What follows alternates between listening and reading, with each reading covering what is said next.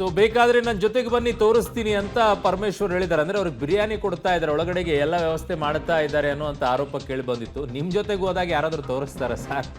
ಏನು ಕಾಮಿಡಿ ಮಾಡ್ತೀರಾ ಗೃಹ ಸಚಿವರೇ? ನಿಮ್ಮ ಜೊತೆ ಕರ್ಕೊಂಡು ಹೋಗ್ಬಿಟ್ಟು ನೀವು ತೋರಿಸ್ತೀನಿ ಬನ್ನಿ ಅಂತ ಅಂದ್ಬಿಟ್ರೆ ಆ ಟೈಮಲ್ಲಿ ಯಾರಾದರೂ ಬಿರಿಯಾನಿ ಕೊಟ್ಟಿರ್ತಾರ? ನೀವು ಇಲ್ಲದೆ ಇರೋ ಟೈಮಲ್ಲಿ ಅಲ್ಲಿ ವ್ಯವಸ್ಥೆಗಳಾಗತ್ತೆ ಅನ್ನುವಂಥ ಆರೋಪ ಇರೋದು.